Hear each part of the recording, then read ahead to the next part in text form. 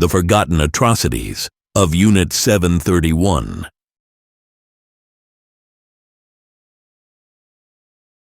Unit 731 is one of history's darkest chapters, a name that remains a chilling reminder of humanity's capacity for cruelty during wartime. Operating under the cover of scientific progress, this clandestine program of the Imperial Japanese Army orchestrated unspeakable horrors in the pursuit of biological warfare. Hidden from the world for decades, its gruesome legacy serves as a testament to the atrocities committed in the name of power and science.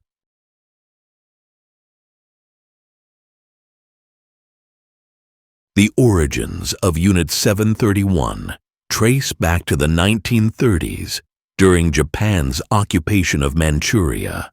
This region, rich in resources and strategic importance, became the stage for some of the most inhumane acts of the 20th century. Lieutenant General Shiro Ishii, a microbiologist with an insatiable ambition, spearheaded the program, convincing Japanese military leaders that biological weapons could tilt the scales of power. He gained approval to establish a secret research base in Harbin, officially named the Epidemic Prevention and Water Purification Department of the Kwantung Army. Unit 731's true purpose was far more sinister. Shrouded in secrecy, the sprawling complex of Unit 731 spanned several square kilometers with laboratories, prisons, and crematoria. It was designed not to save lives, but to take them on a horrifying scale. The test subjects, referred to as logs by the Japanese researchers to dehumanize them, were primarily Chinese civilians, as well as prisoners of war from various nations. Entire families were abducted and subjected to experiments that defy comprehension.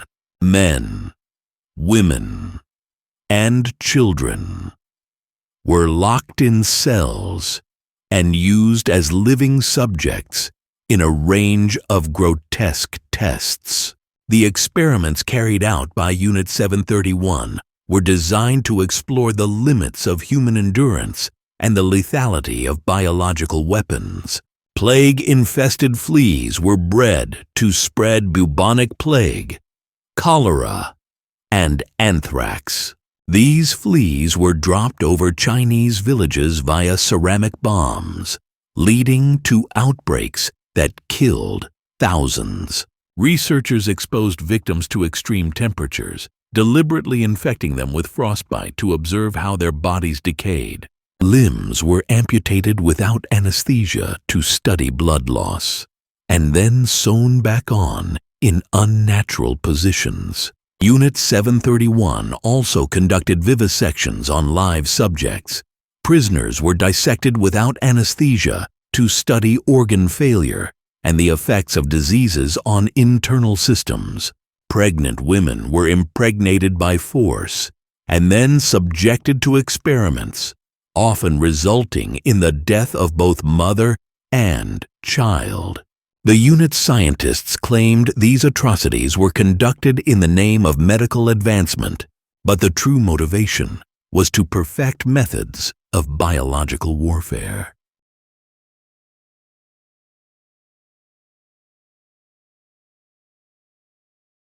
One of the most chilling aspects of Unit 731 was its use of biological weapons on a massive scale. Villages in China were targeted with bombs laced with plague, anthrax, and other deadly pathogens. The Japanese military observed the effects from afar, noting how entire communities succumbed to agonizing deaths. These experiments were intended to develop weapons for use against Allied forces. But Japan's surrender in 1945 prevented their deployment on a global scale. As the war drew to a close, Unit 731 attempted to destroy evidence of its crimes.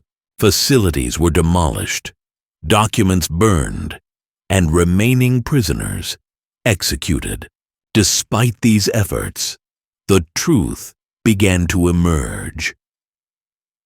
Soviet forces captured Harbin and uncovered remnants of the unit's activities, including testimony from survivors who bore witness to the horrors. However, the full extent of Unit 731's atrocities would remain hidden for decades, thanks in part to the actions of the United States. In a controversial decision, the U.S. government offered immunity to many of Unit 731's scientists in exchange for their research. Shiro Ishii and his colleagues were never tried for their crimes. Instead, they were allowed to live out their lives, with some continuing to work in scientific fields in Japan.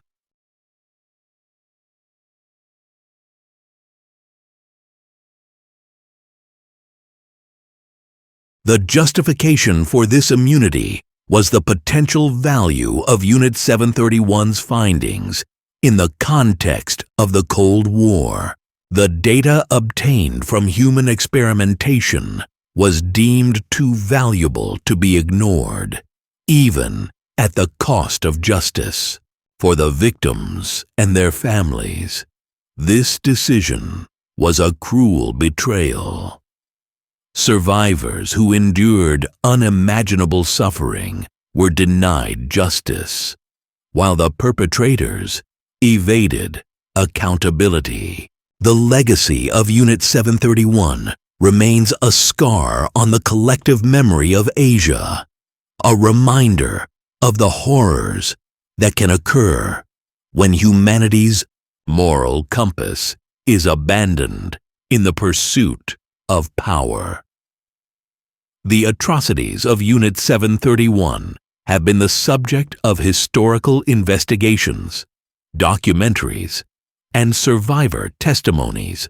Despite this, awareness of its crimes remains limited compared to other wartime atrocities. Efforts to memorialize the victims and educate the public continue, particularly in China, where the impact of Unit 731's actions is still deeply felt.